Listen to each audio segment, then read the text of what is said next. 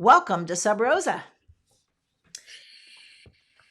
So we got a inquiry from somebody on Ah, email, which thank you, WTF at badbossbrief.com, about being ghosted by a client. mm, So she writes in that this is a woman is a freelancer who was ghosted by a long-term client that she's worked with since 2015. So long mm-hmm, time relationship. They worked over email, friendly mm-hmm, exchanges. He liked her work, wrote her a recommendation, and she did assignments every week. Right? He'd send her the request, she'd send back the work, he would pay her. So this is a quote. Fast forward to today, and then he disappears. Disappears. Doesn't mm-hmm. send any more assignments and doesn't pay her last amount of money that's due. She says, fast forward to today, and I'm still being ghosted by him. Some internet sleuthing has proven he is either doing the work himself now or is someone less experienced doing it for him. The not knowing why he cut me loose is driving me mad. And the betrayal. I thought I knew him. We've worked together on several projects over the years, and I was under the impression we had become friends on some level, and a friend wouldn't end things this cowardly way. What do I do? Nothing? Confront him? Most importantly, how do I indicate on my resume and LinkedIn profile why this job ended and when it ended? Also, do I continue to use his glowing recommendation letter about my work? What do you think, Eugene?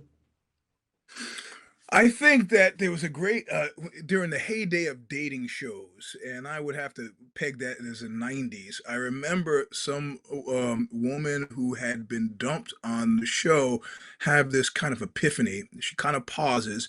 It was maybe the beginning, early strivings of reality TV, and she had this kind of epiphany on camera. She paused and said, "You know what? I don't think you can talk your way out of dumped."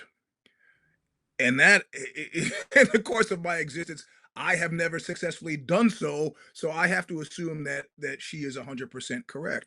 Whatever decisions were made about you, around you, over you, and there's nothing you can do. The clarifications that you're requiring, you don't have an honest broker that you're dealing with. So asking them is absolutely 100% pointless.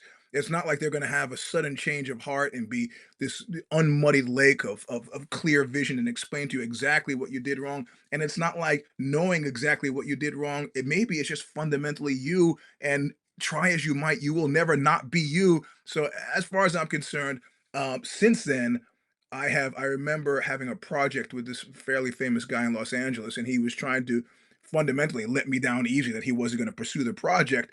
And he started talking. I was like, you told me all I need to know when you told me that you're not into the project. I don't need the reasons. I don't need excuses. I don't need explanations. It's not gonna help me. So, we're still pals. I understand you got other things to do. Good luck to you. I love you like a brother. See you down the road. And that was that. I've not been curious at all because no matter how it comes out in the end, it comes out the same way. And I again, hard experience of moaning and groaning about somebody who had dumped me, and I realized it doesn't move the goal line at all. It doesn't.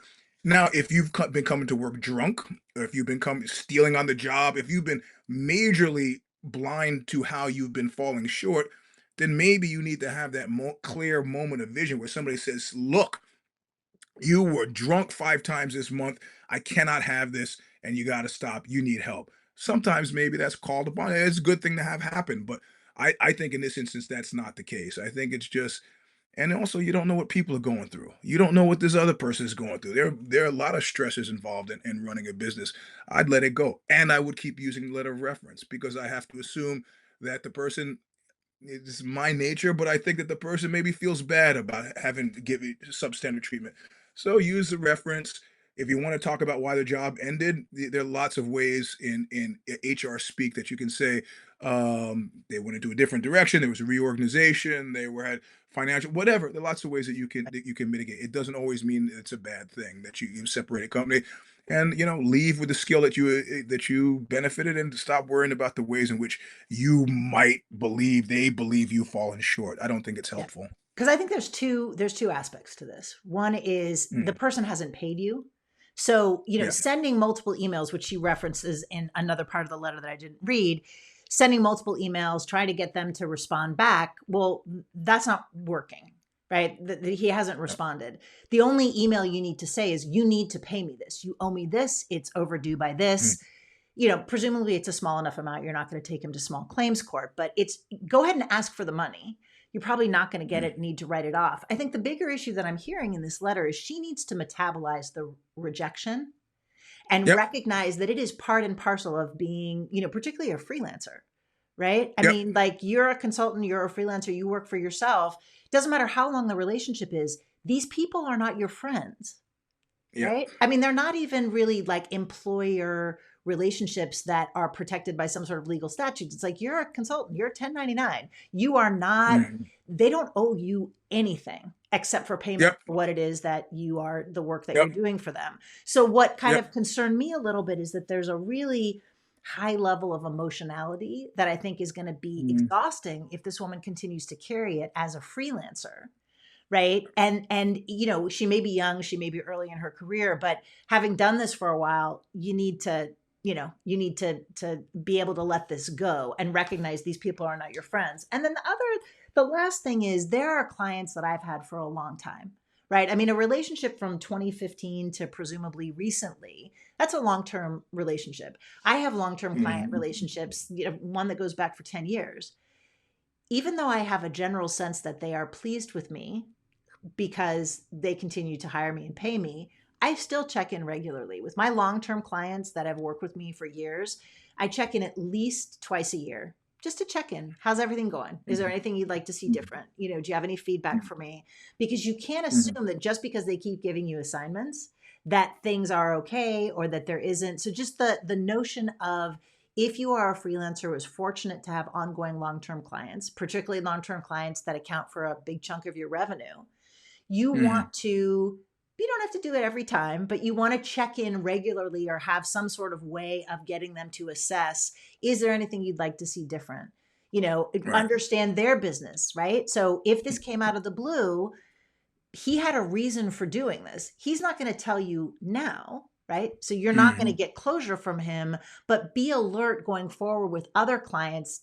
Does it seem like their business is slow? Are there financial problems? Are they a little slower to pay? So you can kind of get ahead of some of this. But I think overall, Right. the challenge, and it's hard to be a freelancer. It's hard to work for yourself. I've been doing it, now for 10 years. And there can Mm. be a loneliness, there can be, the insecurity of not knowing, which clients are going to stay and which are going to go, which is why you need to build really robust support networks for yourself.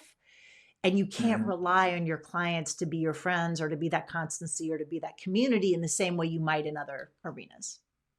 Yeah. Yeah. That's No, that's, I mean, yeah, I think that's on the money. And I think that, yeah, separating the emotion from it is really helpful. I mean, yeah. these are jobs. There'll be others, and I've never placed too much credence in trying to be too friendly with the folks that I work with, because it's just situational. So, Yep. And uh, feel the feelings. I mean, your feelings are valid, but metabolize yep. them somewhere else, right? Don't Mm. expect this guy to email you back and explain that's not going to happen. All right, that's what we've Mm. got for today's Sub Rosa. If you have a question for us, WTF at badbossbrief.com, and you too can have your question answered right here. Thanks. See you soon.